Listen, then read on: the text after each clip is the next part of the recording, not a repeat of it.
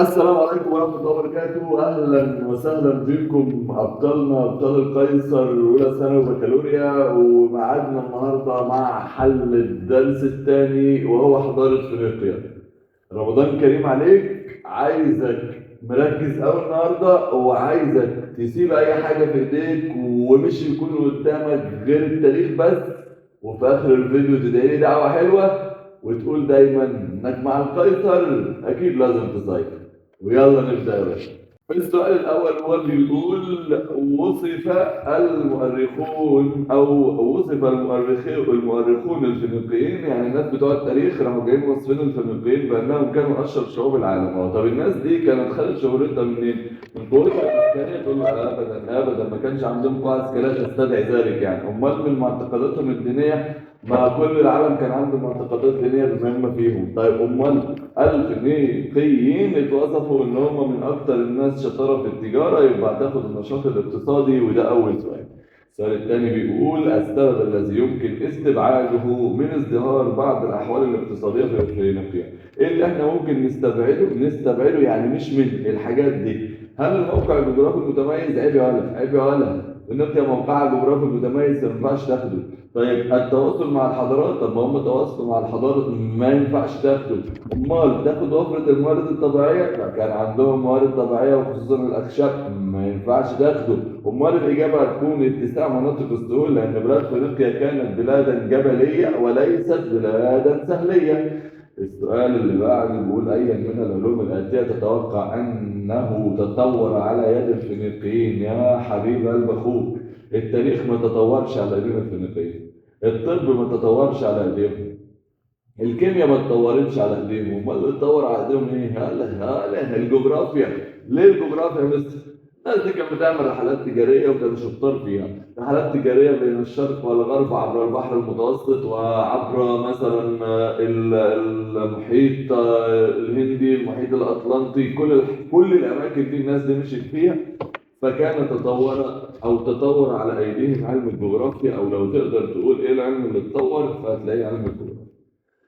من معطيات الخريطة المقابلة أن المدينة التي تميزت عن باقي المدن بسيطرتها على مواقع استراتيجية مهمة. إيه هي المدينة اللي سيطرت على أماكن مهمة من المدن دي؟ هل هي مدينة أغريد، قرطاجة، بعلبك، ولا صيدا؟ طب واحدة واحدة، ولازم تفسر تقول لي إجابتك قبل ما تجاوب. بص يا صديقي، اولا بعلبك او بعلبك زي ما بعض الناس بتقولها ما نستبعدها. ليه؟ لانها كانت مدينه داخليه ما سمعناش عنها غير في حته واحده بس، التجاره الداخليه. طيب وغريب ممكن، قرطاجة ممكن، صيدا ممكن. طب انا اخد ايه؟ اكتر مدينه موقع استراتيجي في كل دول وهي مدينه قرطاجة. والا ما كانش الاغريقيين راحوا اسسوها في المنطقه دي كده ليه؟ لتكون مقرا لهم تجاريا والتواصل مع قاره اوروبا او التواصل مع بلاد البحر المتوسط. اذا الاجابه الصحيحه تبقى قرطاج. يتمثل العامل المشترك بين التوسعات الخارجيه في كل من حضاره بلاد العراق القديم والحضاره الفينيقيه في الاتجاه نحو العراق القديم والفينيقيه. هما الاثنين اتجهوا ناحيه ايه؟ انا عارفك انت بتجاوب تقول هل العامل الحضاري في الاتجاه ناحية الشرق. طب لحظة بس، العراقيين مشوا ناحية البحر المتوسط. لو هنعتبر كده، بص خليك معايا في الخريطة، إن دي بلاد العراق القديم مشيت كده، لا دي مش شرق، أمال إيه؟ دي كده مشيت غرب. طيب يلا نجيب تاني السؤال. التوسعات الخارجية للفينيقيين مشوا ازاي؟ برضو الفينيقيين مشوا كده وراحوا خدوا قرطاج اوروبا، يعني ده مشى غربا وده مشى غربا، يبقى الإجابة اتجهوا ناحية الغرب. وركز وانت بتقرأ الخريطة، لو مش بتعرف تقرأها تابعنا، هنقرأ لك الخريطة وهنعلمك ازاي تقرأها. السؤال 6 بيقول لي: توصل اقتصاد أو ظهر التواصل الاقتصادي الاجتماعي والثقافي منذ القدم بين مصر وعلى طول تاخد جبيل. والله سامعك ليه؟ لأن مدينة جبيل لقيوا فيها تماثيل مصرية، ماشي، والتماثيل المصرية وآثارا مكتوبا عليها أسماء الملوك. إذا هي الإجابة. انزل على الصفحة اللي بعديها، بتقول: مثلت طيبة في مصر الفرعونية مركزا للإبداع، وتشابهت طيبة مع إحدى المدن الفينيقية. إبداع يعني فن، والفن يعني أغريق، لأن صيدا وبعلبك وسور ما كانوش فنيين. السؤال اللي بعد كده يستدل من مضمون النص، بيقول لك ايه؟ يضم اسماء الملوك، ده حجر باليرمو اللي حضرتك خدته في الترم الاولاني. يضم اسماء ملوك مصر منذ عصر ما قبل الاسرات حتى ثالث ملوك الاسره الخامسه، وكانت اهم الاحداث التاريخيه مكتوبه عليه. طيب، يستدل من مضمون النص ان حجر باليرمو كان دليل على الصلات القويه بين مصر وفينيقيا اوروبا في مجال النمو. هل مجال عسكري؟ حجر باليرمو من امتى لامتى؟ من ملوك ما قبل الأسرات لحد ثالث ملوك الأسرة خمسة. أقول له لا يا مستر، ما كانش في حاجة عسكرية. دينية؟ لا يا مستر. أمال إيه؟ حاجة اقتصادية، لأن كان في الملك سنفرو لما بعت راح جاب 40 زبينة محملة بخشب الأرض، صحصح معايا وفوق، يبقى الإجابة هتكون الاقتصادية. والسؤال اللي بعد كده بيقول لي ساهم الفينيقيون خلال عصر الملك نيخاو. الملك نيخاو كان في العصر المتأخر، راح جاب بحارة فينيقيين عشان الدوران حول افريقيا. الدوران حول افريقيا يبقى عامل ايه يا مستر؟ توريد خشب؟ لا. زور اختم؟ لا. القضاء؟ لا. الكشوف الجغرافية؟ برافو عليك. 10. توجد علاقة بين تسمية الفينيقيين بهذا الاسم ونشاطهم. سموا في هذا الاسم اللي هو اسم فينيكس او فينيكس زي ما هم بيقولوا. فينيكس او فينيكس ده مسمى ليهم اطلقوا عليهم اليونانيين، هم الشعوب ذات الصبغه الحمراء. طب هم ليه اطلقوا عليهم ذات الصبغه الحمراء؟ علشان ليه وشهم وايديهم كله لونه احمر. طب كله لونه احمر منين؟ نظرا للصبغه الارجوانيه اللون التي كانوا يستخرجونها من البحر. يبقى صبغه ارجوانيه، يبقى العامل الاقتصادي على طول. مفيش عسكري، مفيش ديني، مفيش ثقافي. صح صح كده يا طالب، وخليك معاه مركز وعيش الحلم حقيقه. خلصنا السؤال رقم 10، ننزل على السؤال رقم 11. السؤال رقم 11 بيقول استقر الفينيقيون على الشريط الساحل الضيق لبلاد الشام فاتجهوا نحو البحر، وساعدهم ذلك ايه؟ وحدتهم السياسيه مالها ومال البحر يا جدع؟ رغبتهم في التوسع؟ عيب عليك لما يكون طويل واهبل كده. طيب، هل مهارتهم التجاريه ولا افرض الغابات الطبيعيه؟ اوبا، ناحيه البحر فانت ممكن تاخد المهاره التجاريه وممكن نروح تاخد الغابات. طب انا هنا اخد ايه؟ مين اقوى؟ هل المهاره التجاريه اقوى ولا الغابات اقوى؟ تعال نرجع للسؤال، بيقول لك اتجهوا للبحر. للبحر، والبحر محتاج سفينه، والسفينه محتاجه خشب. يبقى اذا علشان يتاجروا في البحر عايزين خشب، يبقى الخشب اقوى من المهاره التجاريه يا صديقي. ليه؟ لان وفره الغابات هي الصحيحه اللي هتمكنهم من صناعه الاخشاب. هتمكنهم من صناعه الاخشاب عشان يعملوا جولاتهم البحريه بحريه في البحر. نغير لك اللون عشان ما تملش. السؤال اللي بعد كده بيقول لي اقام كل من البابليين والآشوريين دولة موحدة ببلاد العراق القديم، وخالف الفينيقيون مضمون العبارة السابقة. يعني الفينيقيون خلف العبارة السابقة. خلفهم بإيه يا مستر؟ هل خلفهم بمعتقداتهم الدينية؟ لا يا جدع. خد تعال، البابليين والآشوريين عرفوا الدولة الموحدة، يعني إيه؟ يعني وحدوا بلادهم، أوكي؟ لكن الفينيقيون لم يعرفوا الدولة الموحدة. يبقى أكيد توجهاتهم السياسية مش أنشطة اقتصادية ومش معتقدات دينية. السؤال اللي بعده استفادت مصر من معاهدة قادش للسلام في تأمين مجالها الحيوي من ناحية قادش للسلام ومصر ومجالها الحيوي. ممكن نرجع للخريطة اللي فوق عشان أرسم لك عليها وأسهل لك الأمور شوية. بص يا صديقي، هنا مصر وهنا كده بلاد فينيقيا، ومصر راحت عملت معركة مع بلاد فينيقيا أو معارك في فينيقيا زي مجد وقادش. معركة قادش اللي اتعملت ديت هي أمنت مصر من ناحية إيه؟ في ناحية إيه بالنسبة لمصر؟ الجزء ده الجزء ده كده لمصر، بالنسبة لمصر ناحية الشرق. يبقى إذا هي أمنت حدود مصر ناحية الشرق. نرجع للسؤال تاني يمكن يضحك علينا. استفادت مصر من معاهدة قادش للسلام تأمين مجالها الحيوي شمال شرق، يبقى من ناحية الشمال الشرقي، والإجابة الصحيحة. السؤال اللي بعده توضح الصورة المقابلة احد اساليب الدفاع عن النفس. بص يا صديقي، ده سور، شايفه؟ سور، اللي هو سور الصين العظيم اللي قدام منك ده، وبيحمي المدن. قشطه. مين بقى اللي كان مدينه في فينيقيا احيطت بسور؟ هتقول لي سور احيطت بسور، يبقى مدينه سور احيطت بسور. طيب مدينة سور هو هنا مش جايبها لك مباشرة، أمال هنا جايبها لك من تحت لتحت كده عشان أنت تطلعها بدماغك. طب هل سور هي اللي على لسان ممتد من البحر؟ تقول لي لا دي صيدا. طيب هل سور أقدم المدن؟ تقول لي لا دي جوبيل. طيب هل سوريا اشتهرت بالفن؟ تقول لي غريب. يبقى اكيد الاخيره زعامه على الدرجه الثانيه، او تولت الزعامه على المدن الفينيقيه بعد الدرجه الثانيه، اللي هتاخدها رقم ج هي الاجابه الصحيحه. السؤال رقم 15 بيقول: يتضح من تحليل الخريطة أن أطول منطقة ساحلية تتبع الفينيقيين في حوض البحر المتوسط كانت تقع تحت سيطرة مين؟ أطول مكان ساحلي تحت إيد الفينيقيين في البحر المتوسط. طيب هل ده أطول مكان ساحلي المدن دي، ولا أطول مكان ساحلي هو الطويل اللي ناحية الغرب ده؟ تقول لي لا، ناحية الغرب. طيب كل ده كان بيقع تحت املاك مين؟ هتقول لي على طول يا مستر تحت املاك قرطاجه، مش بعلبك لانها مدينه داخليه ومش جبيل ومش اغاريد، والاجابه الصحيحه هتكون قرطاجه.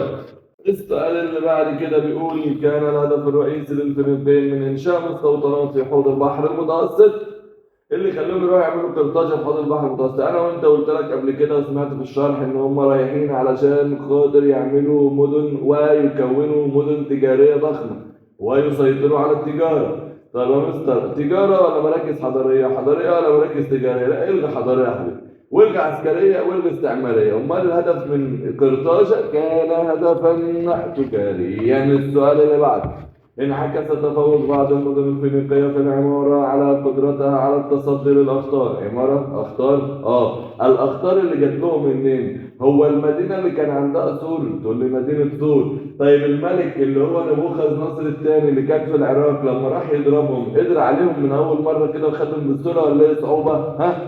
برافو عليك، ليه صعوبة. وطالما ليه صعوبة يبقى كان العراقيين جايين للفينيقيين من الناحية دي كده، يعني هم متجهين لهم. بالنسبة للعراقيين اتجهوا غربا، لكن بالنسبة للفينيقيين جاي لهم من الشرق. يبقى إذا السؤال هنا هو عايز إيه؟ العراقيين؟ لا، التصدي. الفلبين دول تصدوا للاخطار القادمه من الشرق. برافو عليك، اللي هم نبوخذ نصر الثاني. الدرس المستفاد من نجاح الفينيقيين في تنويع انشطتهم رغم صعوبه ظروفهم. اوعى تقول لي الوحده هضحك عليك وكلنا نضحك عليك ونجيب ناس ثانيه تضحك عليك. مفيش وحده لانها كانت مدن مفككه. طيب هل التواصل الحضاري؟ لا.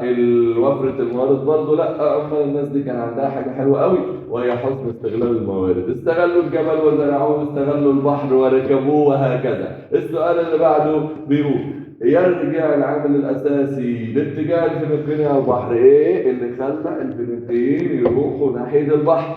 اكيد مش قله المحاصيل الزراعيه، ولا قلة الإنتاج الصناعي، ولا معتقداتهم الدينية. أمال اللي خلاهم يروحوا ناحية البحر إن طبيعة البلاد الجغرافية طبيعة صعبة، طبيعة جبلية. طالما طبيعة جبلية، إيه اللي هيجيب لنا أكل عيش يا أولاد؟ نروح فيه البحر يا باشا، يلا ونروح على البحر. يبقى الإجابة هتكون د. ظهرت طريقة الزراعة التي وضحها مضمون الصورة المقابلة في فينيقيا.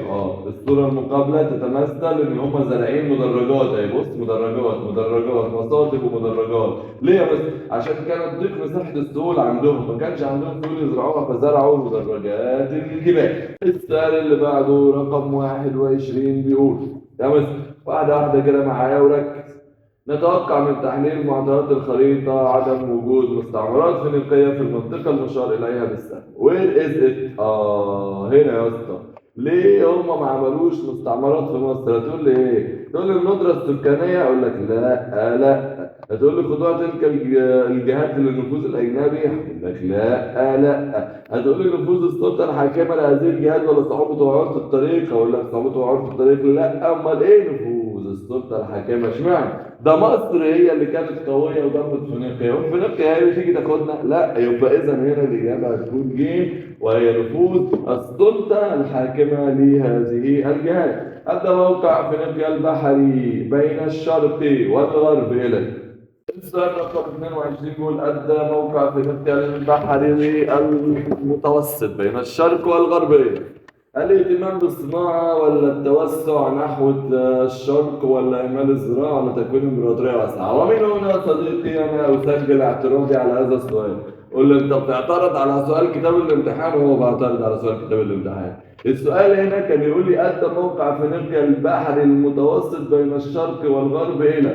التواصل التجاري، يبقى هم موقعهم متوسط بين الشرق والغرب، عملوا بالتجاره، ومكتوبه كده في كتاب المدرسه على فكره ان هو الموقع المتوسط، فسهل عمليه التجاره والناس اتجهت الى البحر عشان تتاجر. طب قشطه، هو هنا مش جايب لي التجاره، جايب لي اهمال الزراعه، ودي لا، ولا التوسع ناحيه الشرق وما توسعوش شرقا، لو توسعوا يبقى توسعوا غربا ناحيه قرطاج، وتكوين امبراطوريه واسعه والاهتمام بالصناعه. طب هناخد ايه؟ طب هناخدهم وانتوا تنضموا معايا ولا نعمل ايه هنا؟ طيب هنا هضطر ان انا اروح اخد الاهتمام بالصناعه. طب يا مستر تضطر انك تاخدها، هعمل ايه يعني؟ هتاخد الاهتمام بالصناعه ليه؟ هبرر لك بقى، هقول لك الناس ديت اهتمت بالصناعه زي صناعه او المنسوجات، واهتموا بتصدير المواد الخام. طيب التصدير واهتموا بالصناعه ليه؟ لانهم امه تجاريه فقاموا الاهتمام، ما دام مفيش تجاره فاضطرينا ان احنا ناخد اهتمامهم بالايه؟ بالصناعه. يبقى موقع البحر المتوسط في الشرق والغرب الاهتمام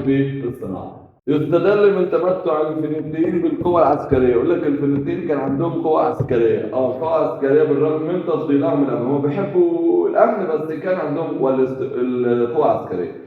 قال لي بص، ايه اللي يخليهم دليل، هات لي دليل ان هم اهتموا بذلك، مش نجاحهم في بناء امبراطوريه، ومش تصديهم لهجمات الفرس، ومش براعتهم في صناعه السفن البحريه، لان السلاح مش سفن بحريه، امال اهتمامهم بالصناعات المعدنيه. عندك في الصناعه الناس دي صنعت الاسلحه، طب الاسلحه دي ايه يا مستر؟ الاسلحه صناعات معدنيه. السؤال اللي بعد كده بيقول لي ظهر تأثير الفينيقيين على الحضارات الأخرى، يبقى الفينيقيين أثروا على الحضارات الأخرى من خلال إيه؟ من خلال صناعة الزجاجية ولا زراعة المدرجات؟ على طول روح خد زراعة المدرجات، ده كله ما ينفعش يا مستر لأن هم زرعوا المدرجات وزرعوا مساطب الجبال.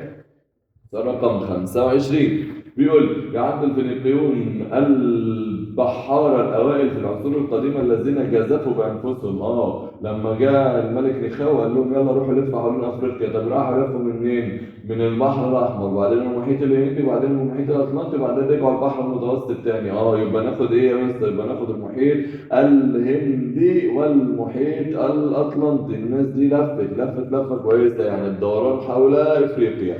طيب السؤال اللي بعد كده بيقول لي ساهم تطور بناء المعابد عند الفلبين؟ المعابد، الناس ديت ايه اللي ساهم في التطور وازدهار العلوم ولا الايمان بالثواب والعقاب؟ هم كان عندهم ايمان بالبعث والخلود عشان مش حد يروح ياخد الايمان بالثواب والعقاب. طيب ايه اللي ساهم في تطور المعبد؟ اكيد ازدهار العلوم، لان ازدهار العلوم هي اللي خلتهم يبنوا المعابد ويتفننوا في بناء المعابد. السؤال اللي بعد كده بيقول لي اي المعبودات الفينيقيه يمكن وصفه بالمعبود العالمي؟ على طول شوف ايدي رايحه فين، ايدي رايحه فين، على طول عشتار. اشمعنى؟ لان عشتار هي اللي انتقلت لمصر، عشتار هي انتقلت لبلاد اليونان، يبقى المعبود عشتار.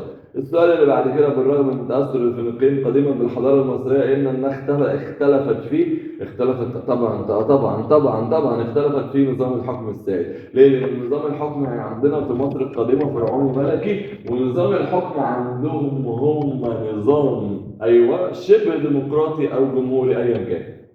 نستنتج من خلال النص وتحليل هذا الهرم الاجتماعي لفينيقيا ان وجود التجار في قمه الهرم. ليه التجار موجودين في قمه الهرم؟ لا، ما عشان هم دوله تجاريه يا جدع، عشان كده التجار لازم يكونوا في الاول. امال ايه يعني؟ قال لي دورهم في اداره البلاد ولا النشاط الاقتصادي السائد؟ برافو عليك، هتروح تاخد النشاط الاقتصادي، لان النشاط الاقتصادي السائد انذاك كان هو التجاره. 30 ايا من المدن الفينيقيه يستدل على انها تفوقت على باقي المدن في العمارة الملكية. شوف ايدي رايحة فين؟ على طول ايدي رايحة للأغاريق من غير كلام. ليه بس؟ عشان الأغاريق كنا بنحفظها لكم ونقول لكم ايه؟ اهتمت بالفنون، واهتمت بالتجارة، واهتمت بالعمارة، فنون عمارة تجارة، يبقى إذا مدينة أغاريق هي اللي اهتمت بكل ده. تمثل الهدف الأساسي من اختراع الفينيقيين للأبجدية. الناس دي اخترعت الأبجدية عشان تسهل عليهم، هم كانوا تجار فعايزين يكتبوا ويحسبوا، طالما عايزين يكتبوا ويحسبوا يبقى أكيد هو النشاط التجاري السائد آنذاك، يبقى دعم نشاطهم الاقتصادي، مش تسجيل إنجازاتهم ولا نشر العلوم ولا الكلام العبط ده. الصورة اللي قدامك ديت المعبودة عشتار أو ربة الحب والحرب عند العراقيين القدماء، بينما ارتبطت عند الفينيقيين بالإيه؟ بالخصبي، صح؟ وأنا سامع واحد بيقول أن والنمائي. الخصب والنمائي يبقى صناعي يا جدع غلط، يا تجاري يا جدع روح في داهية، امال يبقى زراعي يا مستر، يبقى الإجابة هتكون زراعي.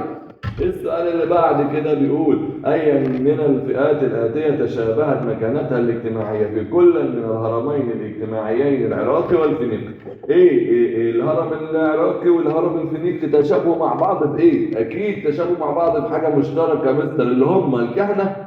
هناك الكهنة في الأول، لكن الهرم لما نبص عليه فوق كده الكهنة برضو موجودين. ماشي يا مستر. السؤال اللي بعد كده تشابهت مكانتهم الاجتماعية في الهرمين العراقي والفينيقي؟ هتقول لي الموظفون والحرفيون. طيب ليه يا مستر؟ لأن الموظفون والحرفيون احتلوا مكانة في بلاد العراق القديم، مكانة عليا، واحتلوا مكانة برضو عليا في طبقة الهرمية. طب هم كانوا بالظبط أنهي مكانة من المكانات الثلاثة؟ هم كانوا في الطبقة الوسطى، كانوا في الطبقة الوسطى في العراق، وكانوا في الطبقة الوسطى هنا، يبقى ناخد الموظفون والحرفيون. السؤال اللي بعد كده بيقول وصلت العلاقة بين مصر الفينيقية إلى قمتها في عصر الدولة الحديثة لأسباب اقتصادية بإيه؟ أسباب اقتصادية ودينية. استنوا عليها شوية. طيب ثقافية ممكن تمشي. طب عسكرية وسياسية تمشي قوي قوي قوي. طب سياسية وثقافية. طب تعالى بقى نختار ونعمل سبوت على الإجابة اللي احنا عايزينها. أولا أنا هاخد بقى دي وأنت تاخد بعضك معانا ونختار الأسباب الاقتصادية نديها لك، فبالتالي مش هنكررها تحت، هناخد السبب العسكري والسياسي. ولما اسالك يا مستر ليه عسكري وليه سياسي، هروح جاي من هنا كده يا صديقي مطلع لك سهم بروحين وبيقول لك الروح الاولى لما اقول لك ليه عسكري هتقول لي علشان الناس الفينيقيين شاركوا مع المصريين عسكريا في المعركه دي اللي هي معركه مجدو. طيب ليه يا مستر سياسيا؟ لان الناس الفينيقيين دول مضوا مع رمسيس الثاني اول معاهده سلام في التاريخ. شاركوا في معركة يبقى عسكري، معاهدة السلام يبقى سياسي. وسلم لي على قلبك. يلا السؤال اللي بعد كده بيقول أي من الصناعات الآتية أكدت وجود بيئة فيضية بفينيقيا؟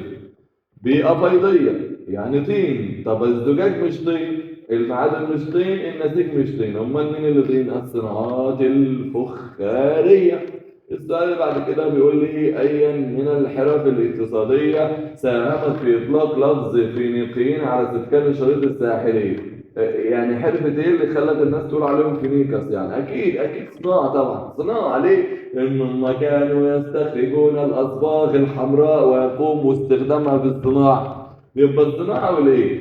الصناعة فين صناعة؟ مفيش غير الصناعة والتجارة، تاخدها على طول طالما مفيش غيرها على طول خدها. السؤال اللي بعد كده بيقول بدأت علاقة مصر الفرعونية اقتصاديا بفينيقيا منذ عصر مين أول واحد عمل مع الفلبين؟ سينفرو. طيب سينفرو امتى؟ لما بعت 40 سفينة يجيب بيهم خشب الايه؟ يجيب بيهم خشب الأرض. طب الكلام ده في الدولة ليه القديمة؟ سينفرو في الأسرة الخامسة يبقى في الدولة القديمة. السؤال اللي بعد كده بيقول لي استنتج من تحليل معطيات الخريطة اللي قدامك. الخريطة دي عشان نحلل المعطيات. أي المدن الفينيقية الآتية تميزت بالتخصص في النقل البري؟ اللي جوه دي يا ولا يبقى مدينة بعلبك هي التي تخصصت في النقل البري. ليه؟ أنا مدينة داخلية، لأن التانيين دول على البحر هم يبقى دي مدن بحرية، لكن بعلبك مدن أو مدينة داخلية. يعد العامل الرئيس لنجاح الفينيقيين بفتح أسواق جديدة لهم. حلو السؤال ده. هل هم اخترعوا من الأبجدية يا جدع؟ حرام عليك. وفرة المحاصيل حرام أكتر وأكتر. تنوع المنتجات ولا المهارة الصناعية؟ لا، الناس ديت فتحت أسواق جديدة عشان إيه؟ عشان تبيع منتجاتها. طيب تبيع منتجاتها، لو منتجها بايظ هيتباع؟ لا مش هيتباع. يبقى اكيد مهارتهم الصناعيه هي اللي خلتهم يفتحوا اسواق جديده، وبعد كده يجي تنوع منتجاتهم. السؤال اللي بعد كده بيقول لي يرجع السبب في شهرة فينيقيا النشاط التجاري الذي كانت تمارسه بكفاءة منقطعة النظير لعدة عوامل. ايه العوامل اللي خلتهم نشاطهم التجاري اللي بيمارس بكفاءة والكفاءة دي منقطعة النظير؟ هل هي مصدر وحدة استقرار السياسة ولا موقعها الجغرافي؟ لا طبعا اكيد موقعها الجغرافي. ليه؟ لان موقعها الجغرافي عمل لها يعني كنترول او تحكم في التجارة اللي مر بين الشرق والغرب وسيطروا عليها. يبقى الموقع الجغرافي هو اللي ده شهرة في النشاط التجاري. السؤال اللي بعد كده بيقول لي تمثل العامل المشترك بين الحضارتين الفرعونية والفينيقية. ايه المشترك بين الحضارتين؟ تكوين امبراطورية واسعة هتفهم من بقك، لا ما ينفعش. ابجدية للكتابة، احنا ما كانش عندنا ابجدية. السمو الى التوحيد، هم ما كانش عندهم توحيد. امال لعب دور الوسيط الحضاري؟ يبقى الاجابة الصحيحة ان هم لعبوا دور الوسيط الحضاري، واحنا كمان لعبنا دور الوسيط الحضاري بين الشرق والغرب. سؤال 42 بيقول لي أي من الأنشطة الاقتصادية التالية احتل الصدارة في المجتمع الفينيقي؟ مين اللي خد الصدارة؟ قالها من غير ما كده إيدك تروح على الصناعة ولا تروح على التجارة. ها تروح فين؟ ما الاثنين ينفعوا، بس خد بالك في واحد أنفع من واحد، اللي هو التجارة ده أفضل بكتير من إنك أنت تاخد الإيه؟ الصناعة. امتى تاخد النشاط الصناعي؟ لو ما لقيتش، بصيت في الاختيارات ما لقيتش نشاط تجاري، هروح أعمل إيه؟ هروح آخد الصناعي، لأنه برع في التجارة ثم الصناعة. ده سؤال كويس أوي. طيب اللي بعد كده بيقول لي أيا من المعبودات الآتية ارتبط بالشكل اللي قدامك دوت زراعة المصاطب زي ما عملنا ايه. مين عندهم كان بتاع الاله اللي بتاع الارض تطلع ايوه يا رب الخصب والنماء ورب الخصب والنماء، الله اكبر عليك. يبقى مين ومين؟ يبقى بعل يا بعل ولا لا؟ بغل بالغين ما ينفعش بعل. امال هو مين؟ عشتار. عشتار ده ينفع، برافو عليك، بس مش اودونيس ما ينفعش. امال كان مين ومين؟ كان بعل وعشتار. بعل رب الخصب والنماء، وعشتار ربة الخصب والنماء، وهي دي الإجابة الصحيحة. خد دي سكرين أخوي. طيب اللي بعد كده اختلفت قرطاجة. السؤال اللي بعد كده بيقول لي اختلفت قرطاجة عن معظم مدن فينيقيا من عدة جوانب وأبرزها المجال السياسي. برافو عليك، أسمعك تقول ذلك والفتى الشجاع القوي اللي مفيش حد زيك. تقول لي ليه بقى؟ تعرف تقول لي ليه؟